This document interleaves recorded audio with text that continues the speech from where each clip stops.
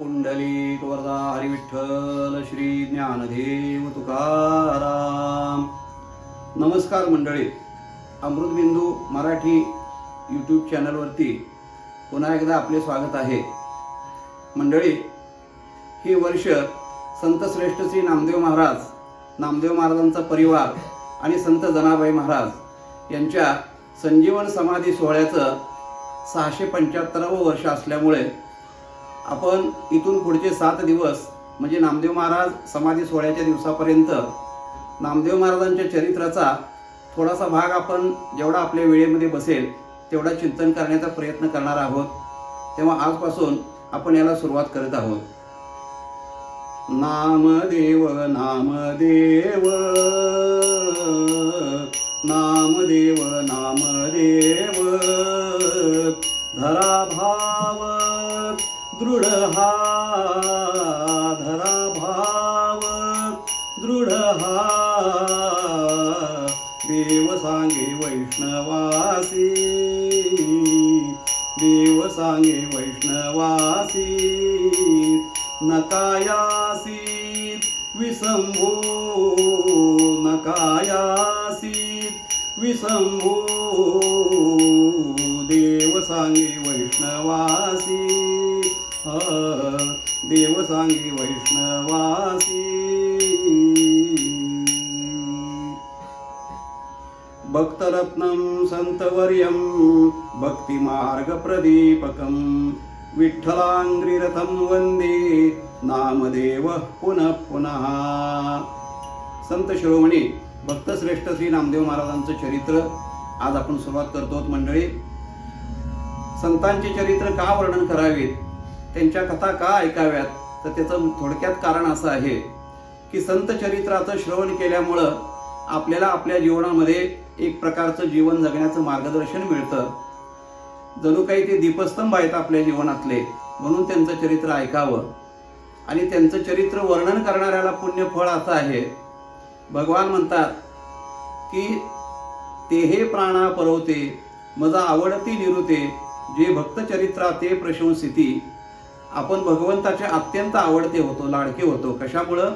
देव म्हणतात माझी भक्ती करून जेवढं तुम्ही माझे लाडके होत नाही तेवढं भक्तांची चरित्र, संतांची चरित्र जर गायली आणि ऐकली तर तुम्ही मला प्रिय होतात, असं भगवंताचं वचन ज्ञानेश्वरीमध्ये असल्यामुळं आपण भगवंताला प्रिय होण्याकरता काही अंशात्मक दृष्ट्या नामदेव महाराजांच्या चरित्राचा थोडासा विचार आपल्या वेळेच्या मर्यादेमध्ये करूया. मंडळी, कोणत्याही संतांचं चरित्र पाहत असताना त्यांचा पूर्व इतिहास पाहावा लागतो.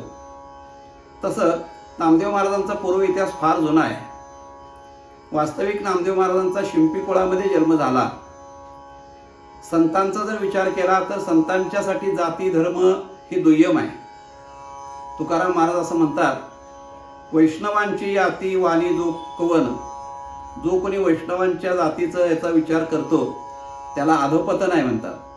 जातीबद्दल संतांच्याबद्दल कधी बोलू नये, परंतु लौकिकदृष्ट्या व्यवहारातून संत नामदेव महाराज हे शिंपी कुळामध्ये जन्माला आले. शिंपी समाज हा फार पूर्वीपासून एक आपल्या भारतामध्ये असणारा समाज आहे. त्याची उत्पत्ती असं सांगतात की सहस्रार्जुनाच्या वेळेला अतिशय क्षुब्ध झालेले सगळे क्षत्रिय होते, उन्मत्त वर्तन करणारे होते. आणि परशुरामाने क्षत्रियांचा निपात करण्याकरता 21 वेळा संग्राम असा घनघोर असा संग्राम केला आणि त्याच्यामध्ये जे उन्मत्त क्षत्रिय होते त्यांचा निपात केला. परंतु त्यातून काही बचावले, काही चुकून राहिले, काही लपून बसले. त्यातले परशुरामाच्या भीतीनं लपलेले काही क्षत्रियातले जे काही कुळ होते त्यातले 2 होते शस्त्रार्जुनाची मुलं, शूर आणि सुरसेन या नावाची 2 मुलं. ते पळून गेले, लपून राहिले आणि त्याने आपल्या हातातलं जे धनुष्य होतं त्या धनुष्याचा गज केला आणि बाण होता त्या बाणाची सुई केली आणि धनुष्याचे जे दोरे होती त्या दोरीचे धागे काढून तो शिलाईचा दोरा करून आम्ही शिंपी आहे, कपडे शिवणारे आहोत असं म्हणून त्या ठिकाणी अशा वेशामध्ये राहिले. आणि दुसरी एक उत्पत्ती अशी सांगितली जाते, ते लपून बसले. हिंदीमध्ये छिपणे असं म्हणतात त्याला. आम्ही छिपी छिपी असं म्हणून ते छिपीचं शिपी झालं आणि शिपीचं शिंपी अशी उत्पत्ती या शिंपी समाजाची सांगितली जाते. तेव्हा अशा या शिंपी समाजामध्ये नामदेव महाराजांचा जन्म झाला. त्यांच्या पूर्वजांचा इतिहास असा आहे. हिंगोली जिल्ह्यामध्ये नरशी नामदेव नावाचं गाव आहे. त्याला पूर्वी नरशी ब्राह्मणी असं म्हणत होते. अलीकडे त्याचं नाव नरशी नामदेव अशा प्रकारचं पडलं. त्या नरशी नामदेवमध्ये यदुशेठ नावाचे महान भगवत भक्त विठ्ठल भक्त वारकरी राहत होते, शिंपी समाजातले. इतिहासकारांनी त्यांचा आडनाव रेळेकर अशा प्रकारचं संशोधित केलेलं आहे. संशोधकांनी ते नाव शोधून काढलेलं आहे. तेव्हा पूर्वी आडनावाचा एवढा फार विचार केला जात नसायचा, फक्त नावावरनं ओळखलं जायचं. तेव्हा असे यदुशेठ शिंपी रेळेकर म्हणून त्यांना त्या नरशीमध्ये राहत असताना त्यांच्या पोटी हरी नावाचा सुपुत्र भगवत भक्त जन्माला आला. त्या हरीच्या पोटी गोविंदा, गोविंदांच्या नंतर त्या ठिकाणी गोपाळ, गोपाळांच्या नंतर नरहरी आणि त्या नरहरीच्या पोटी असणारे हे दामाशेटे जन्माला आले. 7वी पिढी नामदेव महाराजांच्या ह्या 6 पिढ्या अगोदरच्या आहेत. आणि दामाशेटी महान भगवत भक्त होते. घराण्यामध्ये परंपरेनं चालत आलेली पंढरीची वारी ही नित्य नियमानं केली जात होती त्यांच्या घरामध्ये. जशी तुकोबाराय म्हणतात त्याप्रमाणे, पंढरीची वारी आहे माझे घरी, पंढरीची वारी आहे माझे घरी, आणि कन करी तीर्थव्रत, आणि कन करी तीर्थव्रत. हा नियम त्यांचा पूर्वापार चालत आलेला. पंढरपूरची वारी नित्य नियमानं व्रत एकादशी करणं. आणि विवाह योग्य झाले दामाशेटी. आणि मग वधू संशोधन सुरू झालं. एकमेकांच्या परिचयातून, एकमेकांच्या माहितीमधून फार लांबचं स्थळ त्यांच्याकरता चालून आलं. हे हिंगोली जिल्ह्यात मराठवाड्यातले. आणि स्थळ आलं बिदर जवळ असणारं कल्याण, ज्याला बिदर कल्याण असं म्हणतात, किंवा कल्याण गुलबर्गा असं म्हणतात कर्नाटकामध्ये. त्या कल्याणीचा असणारा एक शिंपी, त्याचं नाव गोमा, गोमा शिंपी. म्हणजे पूर्वीचं नाव कदाचित त्यांचं गोविंद असावं. गोविंद मामा, गोविंद मामा असं गोविंद मामा म्हणत गोमा, गोमा, गोविंदमा, गोमा असं ते अपभ्रंश नाव असावं कदाचित. तेव्हा असे नामदेव महाराजांनी वर्णन केले त्याचं, की कल्याणीचा शिंपी हरिभक्त गोमा, त्याची कांता उमा नरहरी भजनी. अशा प्रकारे गोमा शिंपी आणि उमाबाई ह्या दाम्पत्याच्या पोटी फार पुण्य सुकृत, म्हणजे पुण्याची गंगा, पुण्यगंगा ज्याला म्हणतात, कन्या सुकृताची त्या पोटी उत्पन्न झाली. संबोधन गोणाबाई असं नामदेवरायांनी वर्णन केलं आपला इतिहास सांगताना. आणि गोणाबाई दिवसामासानं मोठी झाली, उपवर झाली. आता त्या काळात उपवर मुलगी म्हणजे 8 वर्षाची मुलगी. कारण 8 वर्षा भवेत कन्या असं शास्त्रवचन आहे. 8 वर्षाची होईपर्यंत मुलीचं लग्न करत होते. आणि मग एकमेकांचा परिचय झाला, एकमेकांची माहिती मिळाली. दोघंही भगवत भक्त घराणं, पवित्र आचरण दोघांचंही. आणि लग्न जमून आलं. दामाशेटी आणि गोणाई यांचा विवाह संपन्न झाला. गोनाई दामाशेटी झाले पाणी ग्रहण, संसारी असून नरशी गावी. नरसी गावामध्ये त्यांचा प्रपंच सुरू झाला. बरीच वर्ष झाली प्रपंच सुरू झाला. कामामध्ये काम, काही म्हणा राम राम अशी भगवत भक्ती आपला व्यवसाय करत करत प्रपंच चालू होता. व्यवसायामध्ये चांगलं नाव कमावलेलं होतं दामाशेटींनी. परंतु फार दिवसानंतर मुलगा व्हावा अशी अपेक्षा होती, परंतु मुलगा काही झाला नाही. एक कन्या त्या ठिकाणी दामाशेटी आणि गोनाबाई यांच्या पोटी कन्येची उत्पत्ती झाली, कन्या जन्माला आली. नामदेव महाराजांनी वर्णन केलेलं आहे, अहोबाई कन्या झाली गोणाईशी, अहोबाई कन्या झाली गोणाईशी, पुढे देवानवसी पुत्रासाठी, पुढे देवानवसी पुत्रासाठी. नामदेव महाराज म्हणतात, अहोबाई नावाची मुलगी झाली, परंतु पुत्र नव्हता म्हणून दुःखी होते. आणि एखादा पुत्र व्हावा म्हणून पांडुरंगाला नवस केला, परंतु त्याचाही फारसा काही परिणाम दिसून आला नाही. मग त्यांच्या मनात असं आलं की काय या संसारामध्ये आपल्याला मन रमत नाही आहे. पंढरीच्या वारीला तर नित्यनियमानं जावं असं वाटतंय. आणि आता हा सगळा इथला बाळ विस्तारा गुंडाळून आपण पंढरी क्षेत्रामध्ये जाऊन राहावं असा विचार दामाशेटीने केला. आणि सगळा प्रपंच उचलून ते आपलं नरशी गाव सोडून पंढरपूर क्षेत्री कायमच्या मुक्कामासाठी आले. आणि वास्तव्य कुठं केलं तर त्या ठिकाणी पंढरपुरामध्ये काही 3 मोठ्या टेकड्या आहेत. एक विठ्ठल टेकडी म्हणतात, एक हरिदास टेकडी म्हणतात, आणि नामदेवांचं सध्या जे मंदिर आहे त्याला नामदेव टेकडी असं म्हणतात. चंद्रभागेच्या काठावरती ती अशी टेकडासारखी जागा होती उंच. तिथं अशा प्रकारे साधं घर वजा म्हणा, झोपडी म्हणा, काय त्यांच्या ऐपतीप्रमाणे असेल त्याप्रमाणे बांधून त्या ठिकाणी वास्तव्य करायला लागले. नामदेव महाराजांनी म्हटलेलं आहे की नामा म्हणे ओ शेवटी आणि घर चंद्रभागे तटी. गावाच्या शेवटाला आणि चंद्रभागेच्या तटावर माझं घर आहे, असा घरचा पत्ता नामदेव महाराजांनी पोस्टल ॲड्रेस ज्याला म्हणतात तो दिलेला आहे. कुठं घर आहे तुमचं तर नामा म्हणे ओ शेवटी आणि घर चंद्रभागे तटी. अशा प्रकारचं वास्तव्य करू लागले. आणि वास्तव्य करता करता पुढं मग गोडाबाई पांडुरंगाला नित्यनेमानं बोलायचे, नवस करायचे, बाबा तुझा हा सेवाधर्म चालवणारा एखादा वंशाचा दिवा मला व्हावा, एखादा पुत्र व्हावा, असं नित्य नवस करता करता भगवंताच्याही मनात आलं की आपलं प्रेमानं भजन करणारा, आपले लाड करणारा, आपलं कौतुक करणारा एखादा भक्त जन्माला यावा. आणि म्हणून भगवंताने स्वतः नामदेवरायांच्या रूपानं अवतार घ्यायचं ठरवलं. काही मंडळीने असं म्हटलेलं आहे की उद्धव हे नामदेव महाराजांचे अवतार आहेत. भगवंत, उद्धव आणि नामदेव याच्यामध्ये काही फरक नाही, हे एकमेकाचे अंशच आहे. तेव्हा भगवंताने असं ठरवलं, नामा म्हणे होते विठोबाचे मनी तेची नित्य जननी नवस करी. अशा पद्धतीनं नामदेव महाराजांच्या भगवंतानी आईवडिलांची इच्छा पूर्ण केली. गर्भधारणा झाली. प्रत्यक्ष उद्धव मूर्ती त्या ठिकाणी भगवंत नामदेवरायांच्या रूपानं आईच्या गर्भामध्ये राहिले. 9 मास पूर्ण झाले. आणि त्यावेळेला जनाबाई महाराजांनी वर्णन केलेलं आहे की अशी अवस्था झाली, लाहू लागला आंबेचा विठाबाई आनंदीचा, अधिष्ठान पंढरपूर नांदे कानाई सुंदर, गोनाईने नवस केला देवा पुत्र दे मला, शुद्ध दे कोणी या भाव पोटी आले नामदेव. जनाबाई महाराज वर्णन करतात की कौल लागला, कोणाचा? पांडुरंगाचा कौल लागला, म्हणजे भगवंताने आपल्या बाजूनं कौल दिला आणि गर्भधारणा झाली. 9 मास पूर्ण होता. नामदेव महाराज या ठिकाणी जन्माला आले. नामदेव महाराजांचा जन्म केव्हा झाला ते नामदेव महाराजांनी सांगून ठेवलेलं आहे.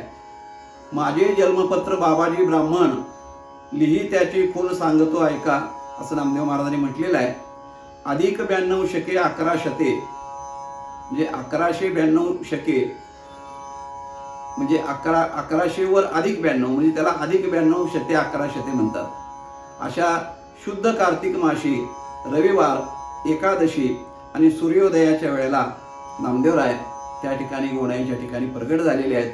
असा परममंगल पवित्र दिवस आपल्या अवतारासाठी निवडून नामदेव महाराजांचा जन्म झाला. इतका आनंद झाला दामाशेटी आणि गोणाईला की प्रपंचाकरता नाही तर परमार्थाकरता का होईना एखादा मुलगा आपल्या वंशामध्ये असावा ही इच्छा होती. त्याप्रमाणे भगवंतांनी इच्छा पूर्ण केली. आनंदी आनंद झाला आणि त्या आनंदाच्या भरामध्ये भगवंताचं भजन मोठ्या प्रेमाने ते गाऊ लागले. करता करता 12 दिवस पूर्ण झाले. सगळ्या समाजाला, ज्ञाती बांधवांना बोलवलं. बारशाचा कार्यक्रम मोठा ठेवला. प्रत्यक्ष भगवान परमात्मा, रुक्मिणी आईसाहेब, सत्यभामा माता आणि भगवंताचा सगळा परिवार मनुष्य रूपाने त्यावेळेला बारशाला उपस्थित होता. इतरांच्या डोळ्याला ती माणसं दिसायची, पण फक्त दामाशेटी आणि गोनाबाईंच्या डोळ्याला तो भगवंताचा सगळा परिवार दिसायचा. आणि बारशाला देव नुसते आले नाहीत तर त्या ठिकाणी साडी, चोळी, पैरण, म्हणजे साडी चोळी गोनाईला, पैरण, अंगरका, धोतर हे सगळं दामाशेटीला, आणि सुरकट, टोपडं, वाळे, पायातले हातातले सगळे दागिने. आता देव बारशाला येणार म्हणल्यावर काय कमी आहे? सगळ्या अष्टमा सिद्धी तिथं हे सगळं घेऊन त्या ठिकाणी देव बारशाला आले. जनाबाईंनी म्हटले विठू बारशासी आला. जनाबाई महाराज या सगळ्या घटनेच्या प्रत्यक्षदर्शी आहेत. कारण जनाबाईंचं आगमन हे नामदेवांच्या घरात नामदेवांच्या जन्मापूर्वी झालेला आहे. त्यामुळे या सगळ्या घटनांच्या प्रत्यक्षदर्शी आहेत, त्या साक्षी आहेत जनाबाई महाराज. त्याने हे सगळं वर्णन करून ठेवलं. मोठा आनंदी आनंद झाला आणि त्या आनंदामध्ये नामदेव महाराजांच्या बाळलीला सुरू झाल्या. एक नामदेव महाराजांचं वैशिष्ट्य होतं, परिसा भागवताने फार सुंदर वर्णन केलेलं आहे की जन्मता पांडुरंगे जिवेवरी लिहिले.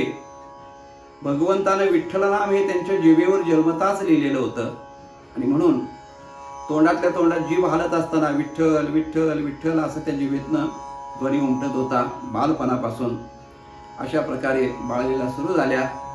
करता करता करता नामदेव महाराज 4-5 वर्षाचे झाले.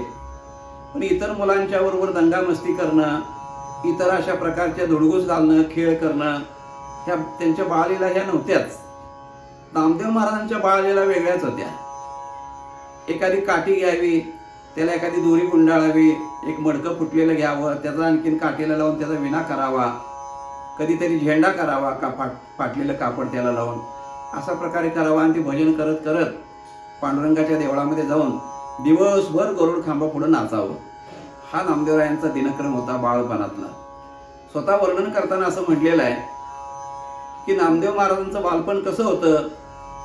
हाती वीणा मुखी हारी, हाती वीणा मुखी हारी, गाये राऊळा भीतरी, गाये राऊळा भीतरी, हाती वीणा मुखी हारी, हाती वीणा मुखी हारी. हातामध्ये विणा घ्यावा, मुखामध्ये भगवंताचं नाम चिंतन करावं आणि त्या रावळामध्ये जाऊन अखंड नृत्य करावं पांडुरंगा पुढं. हा दिवसभरात त्यांचा बाळ लहानपणीतला खेळ होता त्यांचा. असं म्हणतात मंडळी, बाळाचे पाय पाळण्यात दिसतात. लहान मुलं पुढे जाऊन काय करणार आहेत हे त्यांच्या लहानपणातल्या स्वभावावरून कळून येतं.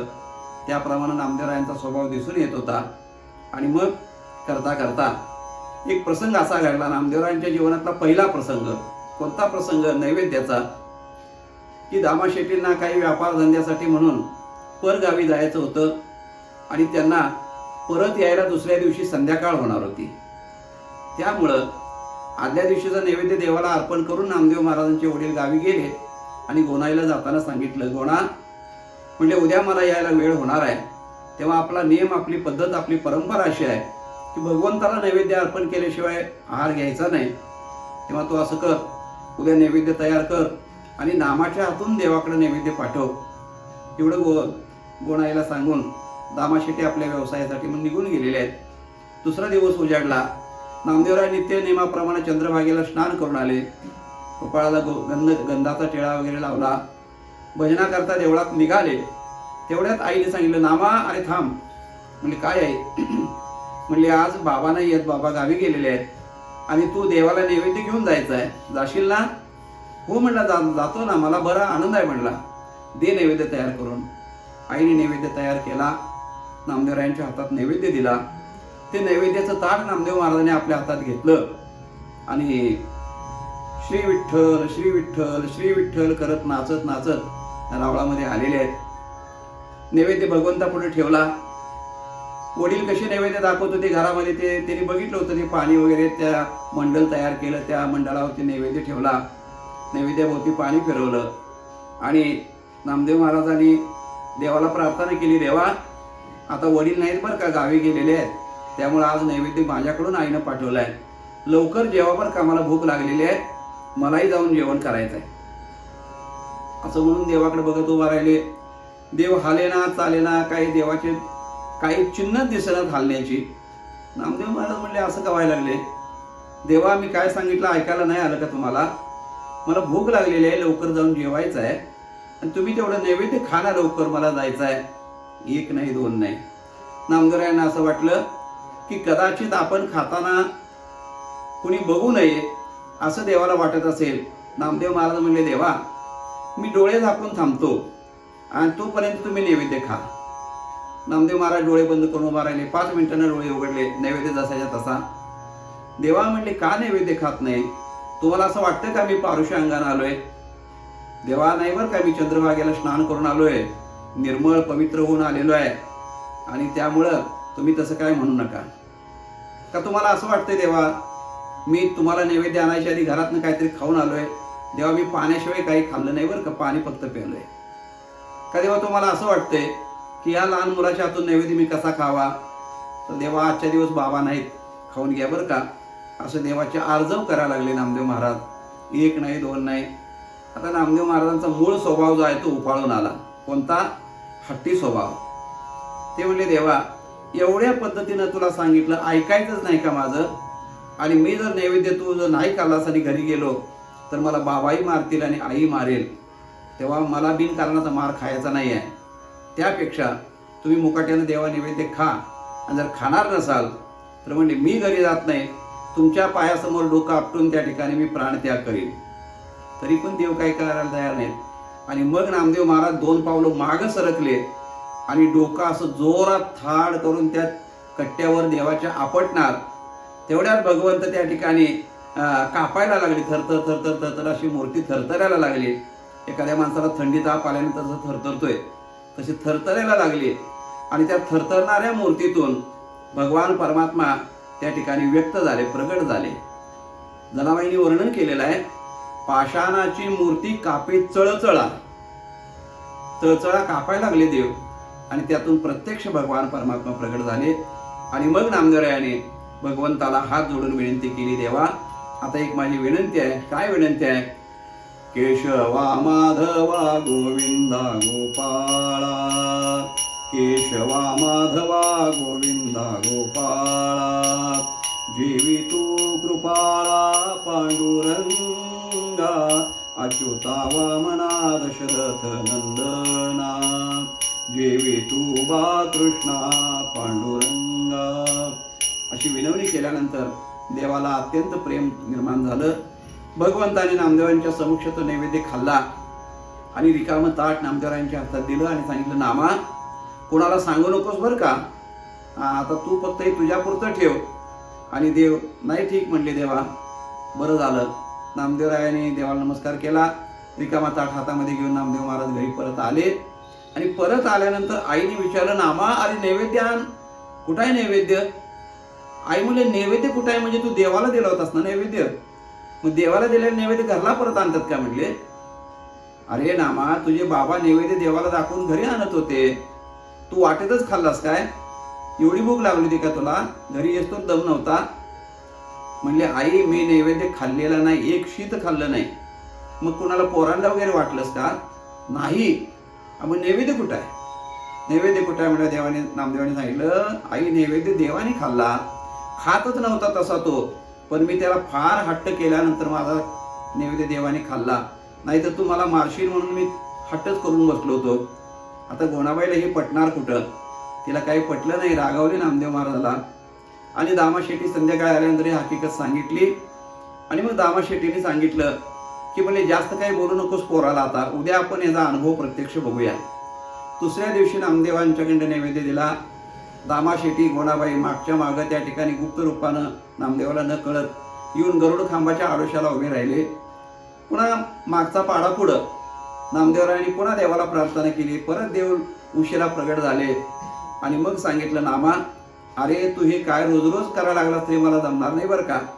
नाही म्हणले, देवा आजच्या दिवस खा, परत तुला काय सांगणार नाही. देवाने नैवेद्य प्रत्यक्षात खाल्ला. आणि तो खात असताना दामा शेट्टी आणि गोणाबाईंनी बघितलं.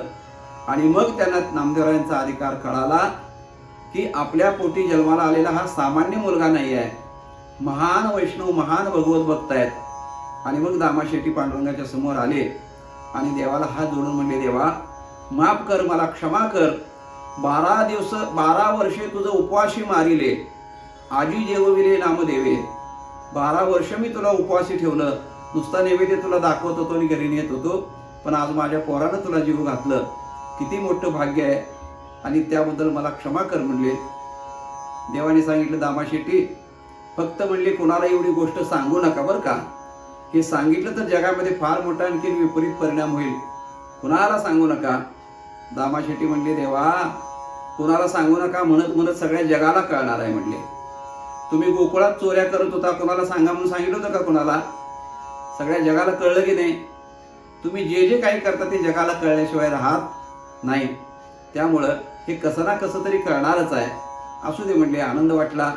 आणि मग नामदेवरायांचं कौतुक करत करत हे दोघं, पिता पुत्र आणि माता, हे तिघजण आपल्या घरी आले. सुखानं नामदेवरायांना दोघांनी मांडीवरती घेऊन तिघांनी आपल्या आनंदानं भोजन केलं. अशा प्रकारानं नामदेव महाराजांच्या जीवनातला हा पहिला नैवेद्याचा प्रसंग, त्यांच्या जीवनातली पहिली घटना घडलेली आहे. असे बरेच चरित्र प्रसंग नामदेवरायांच्या जीवनामध्ये होऊन गेले. त्यातले काही प्रसंग आपण त्यांचा फक्त थोडक्यात स्पर्श उल्लेख करून आपण यथामथी हे चरित्र गाण्याचा मंडळी प्रयत्न करणार आहोत. आजचा भाग आपण इथे थांबूया. पुन्हा भेटूया उद्याच्या भागामध्ये. तोपर्यंत नमस्कार. रामकृष्ण हरी मंडळी.